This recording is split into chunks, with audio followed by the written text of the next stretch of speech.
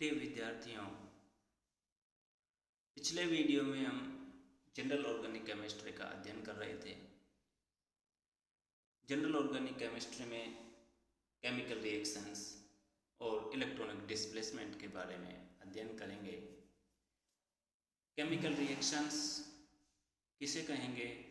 Chemical reactions में भाग लेने वाले जो पदार्थ होते हैं, कम से कम दो पदार्थ, एक सबस्ट्रेट और एक रिएजेंट, सम्मिलित रूप से उनको रिएक्टेंट कहते हैं और ये प्रोडक्ट में बदल जाते हैं थ्रू ट्रांजिशन स्टेट और थ्रू इंटरमीडिएट। या तो इंटरमीडिएट के थ्रू प्रोडक्ट बनाएंगे और या ट्रांजिशन स्टेट के थ्रू प्रोडक्ट बनाएंगे। ट्रांजिशन स्टेट और इंटरमीडिएट में क्या अंतर होता है, ये हम पिछली क्लास में पढ़ चुके हैं। आज हम इलेक्ट्रॉनिक डिस्प्लेसमेंट के बारे में चर्चा कर रहे हैं। जो इलेक्ट्रॉनिक डिस्प्लेसमेंट होता है ये दो तरीके का होता है, एक तो परमानेंट इलेक्ट्रॉनिक डिस्प्लेसमेंट और एक टेम्परेरी इलेक्ट्रॉनिक डिस्प्लेसमेंट। जो परमानेंट इलेक्ट्रॉनिक डिस्प्लेसमेंट होता है वो सबस्ट्रेट में हमेशा रहता है और जो टेम्परेरी इलेक्ट्रॉनिक डिस्प्लेसमेंट है वो सबस्ट्रेट के पास में जब रिएजेंट आता है तो रिएजेंट के प्रभाव के अंदर जो डिस्प्लेसमेंट होगा उसको हम टेम्परेरी इलेक्ट्रॉनिक डिस्प्लेसमेंट कहेंगे। यदि रिएजेंट सबस्ट्रेट से दूर चला गया तो वो इफेक्ट, वो प्रभाव भी खत्म हो गया, इस वजह से वो टेम्परेरी डिस्प्लेसमेंट होता है। परमानेंट इलेक्ट्रॉनिक डिस्प्लेसमेंट के अंदर तीन तरीके के इलेक्ट्रॉनिक डिस्प्लेसमेंट का हम अध्ययन करेंगे, जिसमें सबसे पहले जो हम अध्ययन करेंगे वो है इंडक्टिव इफेक्ट, दूसरा रेजोनेंस और तीसरा हाइपर कॉन्जुगेशन। इंडक्टिव इफेक्ट किसको कहेंगे? इंडक्टिव इफेक्ट को जब रिप्रेजेंट करते हैं वो कैपिटल आई से रिप्रेजेंट करते हैं और डेफिनेशन यदि देखें तो इंडक्टिव इफेक्ट की जो डेफिनेशन वो है partially displacement of sigma bonding electrons towards more electronegative atom in A carbon chain. Organic molecules के अंदर कार्बन चेन होती है, कार्बन श्रृंखला होती है। इस कार्बन श्रृंखला के सिग्मा बॉन्डिंग इलेक्ट्रॉन अधिक विद्युत ऋणी परमाणु की तरफ डिस्प्लेस हो जाते हैं। इस प्रभाव को हम इंडक्टिव इफेक्ट कहेंगे। इसको समझने के लिए यहाँ देखो, यहाँ एक एग्जाम्पल दिखाया गया है। इसमें एक हेट्रोएटम है। हेट्रोएटम का मतलब एक ऐसा परमाणु है जो कार्बन नहीं है, कार्बन के अलावा कोई परमाणु है। जैसे X = यहाँ लिख रखा है फ्लोरीन, क्लोरीन, ब्रोमीन। और यदि ग्रुप में यदि देखें, मोलिकुलर फॉर्म में यदि देखें या दूसरे ग्रुप में यदि अपन देखें तो NOOH, NO2, इन सभी की इलेक्ट्रॉन नेगेटिविटी कार्बन से ज़्यादा है। तो कार्बन और हेट्रोएटम के बीच में जो सिग्मा बंध है, इस बंध के इलेक्ट्रॉन अधिक विद्युत ऋणी परमाणु X की तरफ डिस्प्लेस हो जाते हैं और इस प्रभाव को हम इंडक्टिव इफेक्ट कहेंगे। यानी सिग्मा बंध के इलेक्ट्रॉनों का मोर इलेक्ट्रोनेगेटिव एटम की वजह से डिस्प्लेसमेंट हो जाना, मोर इलेक्ट्रोनेगेटिव एटम की वजह से डिस्प्लेसमेंट हो जाना इंडक्टिव इफेक्ट कहलाएगा। अब इंडक्टिव इफेक्ट भी हम दो तरीके का देखेंगे, एक तो प्लस आई इफेक्ट और एक माइनस आई इफेक्ट। ये दो तरीके का इलेक्ट्रॉनिक डिस्प्लेसमेंट है या कहूँ इंडक्टिव इफेक्ट है। इनका विस्तार से अध्ययन हम नेक्स्ट वीडियो में करेंगे। इलेक्ट्रॉन नेगेटिविटी की यदि बात करें तो यहाँ जो हेट्रोएटम है X, इसकी इलेक्ट्रोनेगेटिविटी कार्बन से ज़्यादा है। तो कार्बन जो C1 है, कार्बन नंबर 1 जो है, इसकी इलेक्ट्रोनेगेटिविटी इस X हेट्रोएटम से कम है। तो कार्बन नंबर 1 और हेट्रोएटम के बीच के जो सिग्मा बॉन्डिंग इलेक्ट्रॉन्स हैं ये हेट्रोएटम की तरफ पार्शियली शिफ्ट हो जाएंगे और जैसे पार्शियली शिफ्ट हो गए तो कार्बन नंबर 1 के ऊपर इलेक्ट्रॉनिक डेफिशिएंसी बढ़ गई, यानी इलेक्ट्रॉनों की कमी हो गई। अब जैसे ही कार्बन 1 पर इलेक्ट्रॉनों की कमी हुई तो मैं कह सकता हूँ कि इसकी इलेक्ट्रोनेगेटिविटी बढ़ गई। तो कार्बन 1 इलेक्ट्रॉनों की कमी को पूरा करने के लिए कार्बन नंबर 2 और कार्बन नंबर 1 के बीच में जो सिग्मा बंध है उसके इलेक्ट्रॉनों को अपनी तरफ खींचेगा और इसी तरीके से कार्बन नंबर 2 अपने इलेक्ट्रॉनों की कमी को पूरा करने के लिए कार्बन नंबर 3 और कार्बन नंबर 2 के बीच में जो सिग्मा बंध है उसके इलेक्ट्रॉनों को अपनी ओर खींचेगा। और इस तरीके से कार्बन की श्रृंखला में जितने भी सिग्मा बंध हैं, जितने का मतलब 3 या 4 तक, इससे आगे इंडक्टिव इफेक्ट कम होता जाता है। तो ये सिग्मा बंध के इलेक्ट्रॉन पार्शियली डिस्प्लेस हो जाते हैं हेटेरोएटम की तरफ। सबसे ज़्यादा जो सिग्मा बंध के इलेक्ट्रॉनों का डिस्प्लेसमेंट होगा वो कार्बन नंबर 1 और हेटेरोएटम के बीच में जो सिग्मा बंध हैं, इस सिग्मा बंध के इलेक्ट्रॉनों का डिस्प्लेसमेंट सबसे ज़्यादा होगा। उसके बाद में कार्बन नंबर 1 और कार्बन नंबर 2 के बीच के जो सिग्मा बंध हैं इनका इलेक्ट्रॉनिक डिस्प्लेसमेंट होगा।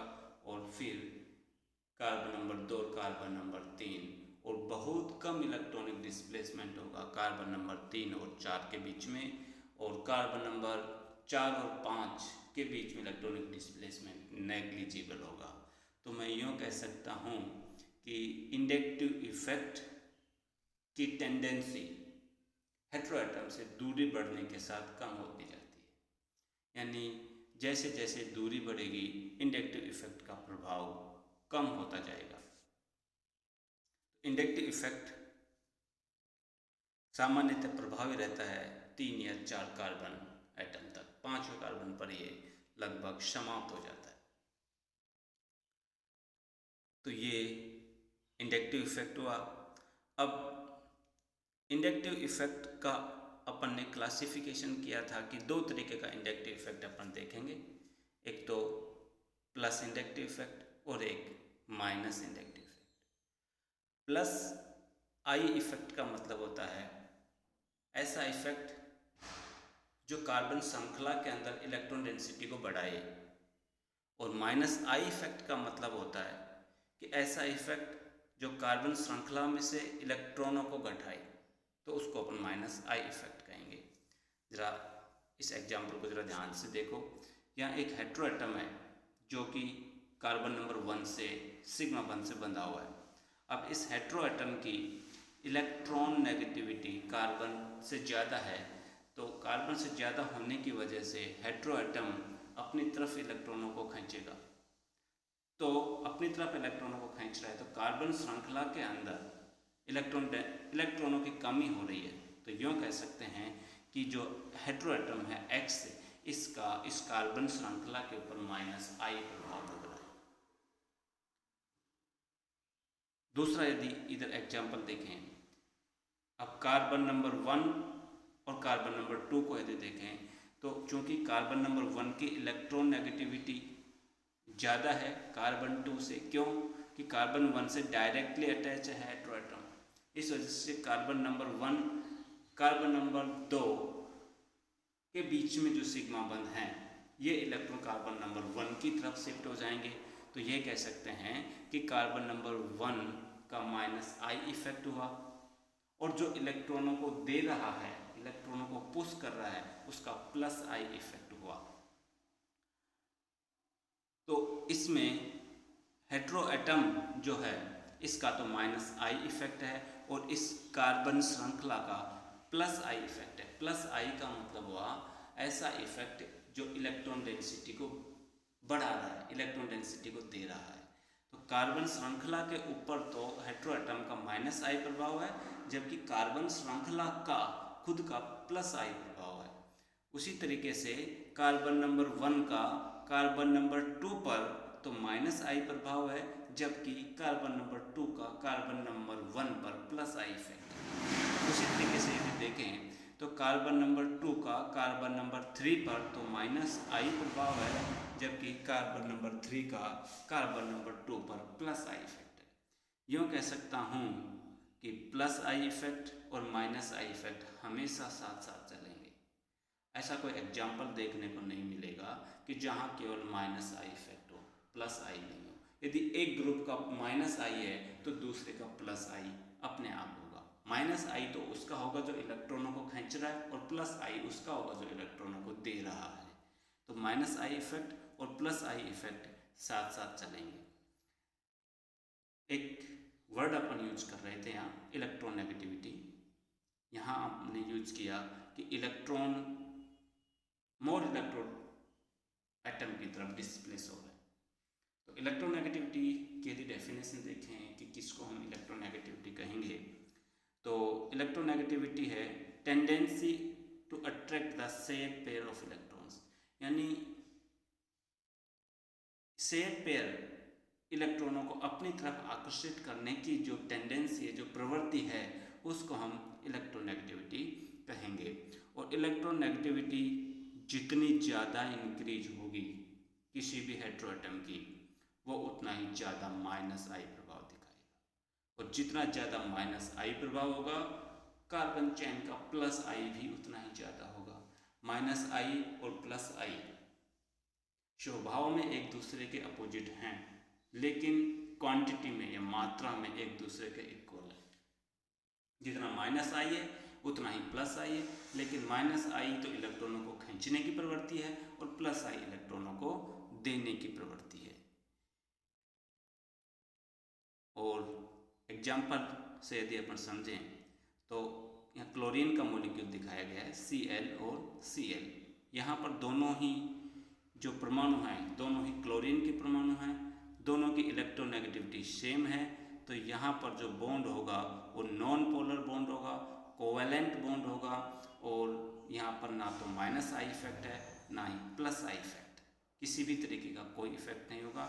यदि एक क्लोरीन परमाणु को हाइड्रोजन परमाणु से रिप्लेस करते हैं तो हाइड्रोजन की इलेक्ट्रोनेगेटिविटी कम होने की वजह से क्लोरीन जो होता है सिग्मा बंध के इलेक्ट्रॉनों को अपनी तरफ आकर्षित कर लेगा। तो क्लोरीन का हाइड्रोजन पर जो प्रभाव लग रहा है वो तो माइनस आई प्रभाव है, जबकि हाइड्रोजन का क्लोरीन पर जो प्रभाव लग रहा है वो प्लस आई प्रभाव है।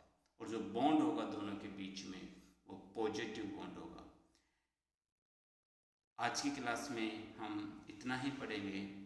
कल इंडक्टिव इफेक्ट का विस्तार से अध्ययन करेंगे, कुछ एग्जाम्पल्स लेंगे कि इंडक्टिव इफेक्ट किस किस तरीके से ऑर्गेनिक मॉलिक्यूल्स की प्रॉपर्टीज को प्रभावित करता है। Thank you student.